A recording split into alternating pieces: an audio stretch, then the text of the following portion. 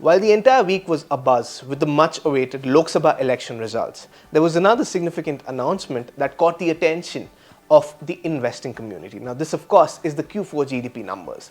Now, as political pundits dissected the implications of the electoral outcome, economists and market analysts turned their focus to the latest data on the nation's economic health. Now, the GDP figures for the fourth quarter provided critical insights into the trajectory of the economy, revealing trends and patterns that could influence policy decisions and business strategies in the coming months. Now, the election results indicated the direction of political leadership, while the GDP numbers highlighted the challenges and the opportunities that lay ahead for the new government. Together, these events set the stage for a period of significant transformation with implications for every sector of the society. Now, in this episode of the Third Umpire, we delve into the Q4 GDP data, exploring its implications and examining what this means for the Indian economy's future. While we do that, we also look at the agricultural and the manufacturing sectors in India, which are facing sort of some headwinds. We will analyze the factors affecting its performance and what lies in the future for both these sectors as well. So stay tuned. You're watching Informed Investor, the Third Umpire, an initiative by Equentis Research and Ranking. Let's begin.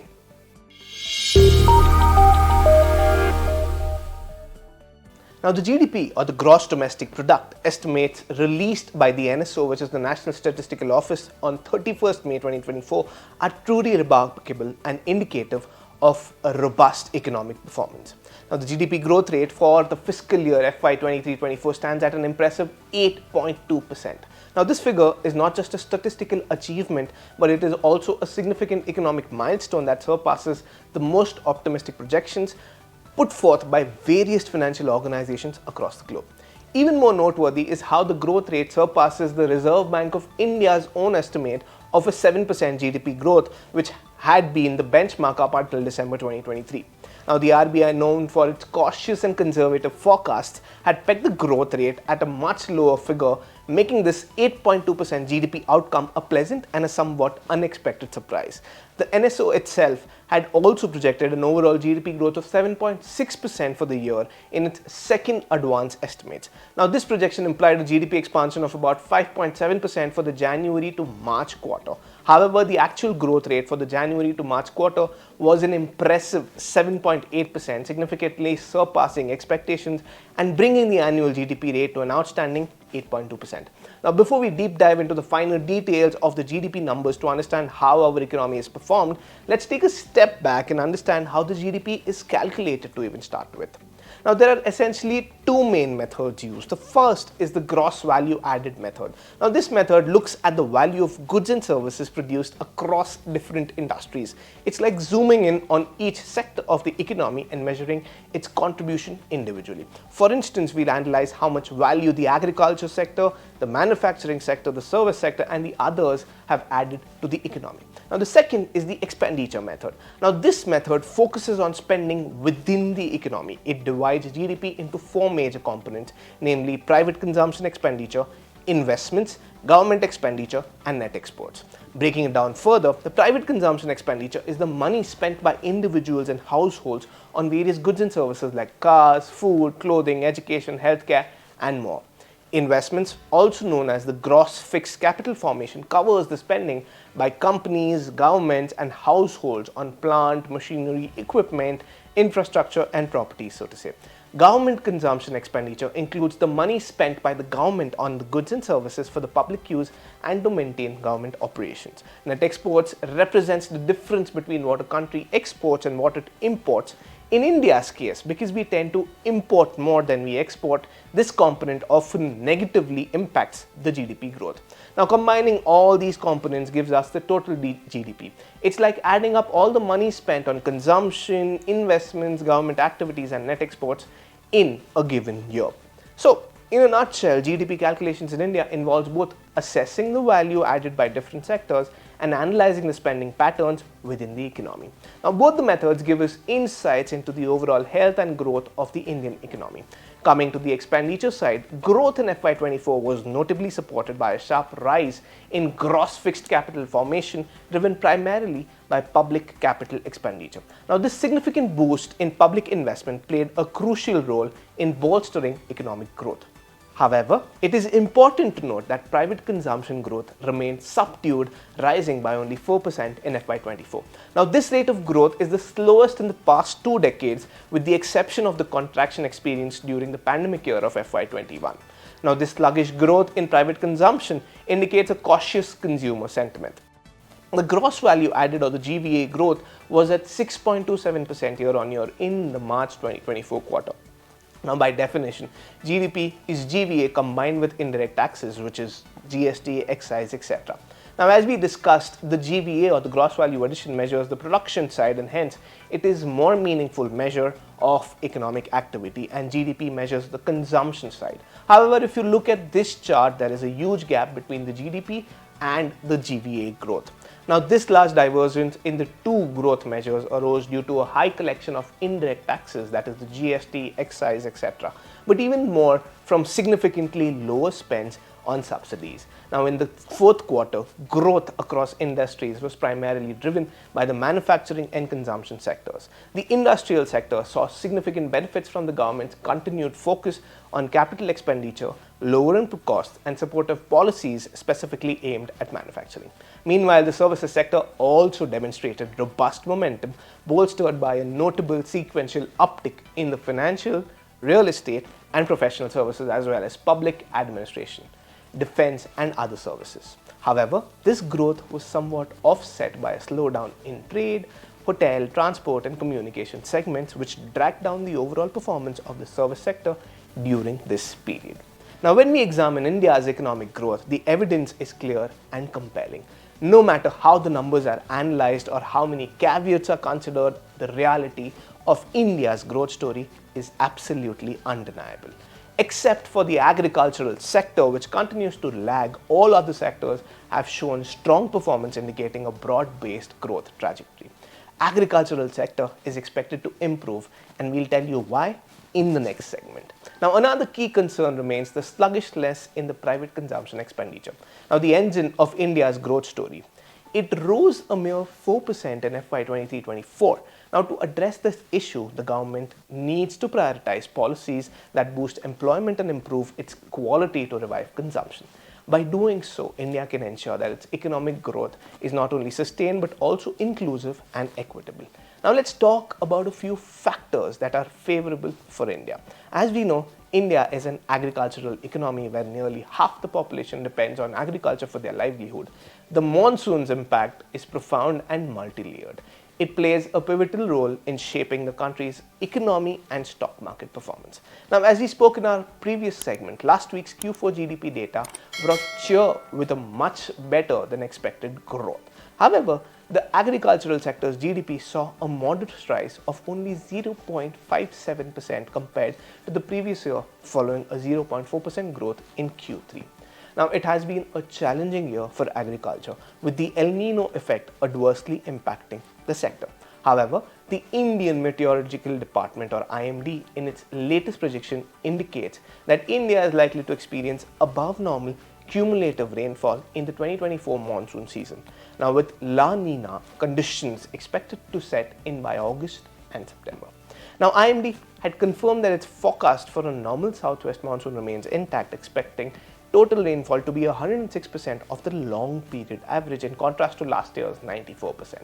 Now, let's understand what is the El Nino and La Nina effect and how these weather phenomena affect the economy and the markets. Now, El Nino is a climate pattern that describes the unusual warming of the surface waters in the eastern tropical Pacific Ocean. La Nina is just the opposite of it. While El Nino adversely affects monsoon winds in India, thus reducing rainfall in the country and creating conditions like drought, La Nina is favorable for Indian monsoon, as it does exactly the opposite and brings in more rain. Now, the year 2023 was an El Nino year, resulting in lower monsoon rains in India. The year 2024, La Nina conditions are expected to set in by August-September, potentially boosting the Indian monsoon. Now, you may ask, why am I talking about the weather? Well, monsoons have a direct correlation with the Indian economy. How? In 2023, uneven monsoon rains across several Indian states including Karnataka, Uttar Pradesh and Jharkhand led to crop losses for farmers. This uneven rainfall also resulted in a decrease in the sowing of pulses, oilseeds and cotton. Now, rural spending power dropped due to this, leading to lower demand for various consumer goods. This impacted companies across sectors from the FMCG goods like soft drinks, soaps and toothpaste to discretionary purchases like tractors and two-wheelers. Therefore, above normal rainfall this year would help boost the agricultural output and in turn increase its contribution to the GDP in FY25. More importantly, it could lead to lower inflation for food products, particularly rice, which previously faced export bans and restrictions. Higher agricultural output will help improve income for farmers and lower rice prices, crucial since rice inflation was 13% over 1 year and 25% over 2 years as of May, despite the export restrictions. Now, this macro impact should enhance demand for sectors directly linked to agriculture such as tractors and agri-inputs like fertilizers, pesticides and irrigation equipment. Now, the indirect impact will be significant for consumption-linked sectors like FMCG, consumer durables and automobiles, so to say. A strong monsoon will lead to higher profits for companies in the agricultural-related sectors as a good harvest increases rural incomes, which in turn drives up demand for these products. Now, the positive monsoon outlook has already fueled a rise in the FMCG index, which may continue to climb in the coming months. The auto index is also performing well and is at its all-time high. Shares of Mahindra and Mahindra Limited, for example, which make farm equipment such as tractors, are up 22% in a month. Hero MotoCorp's shares are also up by about 24% in a month. Now, in conclusion, the monsoon plays an important role in India's agricultural sector. The IMD's prediction for the monsoon is positive and above average rainfall is estimated. The FMCG and automobile sectors will be the key focus in the coming months. And that's not it. India's manufacturing sector also looks strong over here. Currently contributing 15% to the GDP, India's manufacturing sector is expected to reach $1 trillion by FY 2025, FY 26 and contribute close to 21% to the GDP, which is a very significant contribution. India's manufacturing sector has experienced remarkable growth with the FDI boom, followed by the Make in India and PLI initiatives. Now, according to Financial Express, the manufacturing sector amassed FDI equity inflows tallying around $17.51 billion in FY 2020, FY 21 itself. Now, the success of the manufacturing sector can also be attributed to the government's Make in India initiative to foster domestic manufacturing, as well as policies such as the production-linked incentive. In fact, the chart on your screens below shows the approved outlay to certain sectors and commodities. Now, by incentivizing key industries such as automobiles, electronics, pharmaceuticals and food processing, India seeks to capitalize on emerging market trends. All in all, India is emerging as an attractive hub for foreign investments in the manufacturing sector. Especially after companies realized too much concentration and dependence on China, India stands as the biggest beneficiary, with India attracting big names like Tesla, Apple, Foxconn, Samsung, etc. Lastly, there are some other factors that could play in the near term. With the election now behind us, it is certain that the NDA government will form the government for the third consecutive time. Now, this policy continuity and stability ensures the continuation of Prime Minister Modi's policy agenda. Key initiatives include investment-led growth, capex, infrastructure creation, energy transition, manufacturing in India to thrive further with some tweaks. Another factor could be the upcoming union budget. Now, the Indian government had recently presented the interim budget for FY25 on 1st February, acting as a placeholder until the full budget arrives post the elections, which is expected before 15th July 2024. However, the full-fledged budget is likely to take minimal changes to the estimates made in the interim budget, but it will carry a strong emphasis on a strategy for steering economic growth over the next 5 years. Now, in conclusion, after having grown at 8.2% for FY24, India's economic outlook remains robust for the next fiscal year, with the RBI projecting a growth rate at 7% for FY 2024-2025. On the same line, several other rating agencies have projected India's growth to range between 6.6% to 7.1%. Key factors contributing to this growth include an above-normal monsoon supporting agricultural activities, sustained profitability in the manufacturing sector, and a turnaround in the private capex cycle. However, Headwinds from geopolitical tensions, volatility in international and financial markets, and extreme weather events pose risks to this outlook. With these considerations in mind, India's GDP growth for FY 2024-FY 25 expected to be strong, continuing to build on the solid foundation laid in the previous financial year. The economy's resilience and adaptability position it well for the sustained growth and development in the coming fiscal year. With that, this is Raj Mehta signing off, wishing you and your loved ones the very best. Take care and stay invested. Investments in securities market are subject to market risks. Read all the related documents carefully before investing.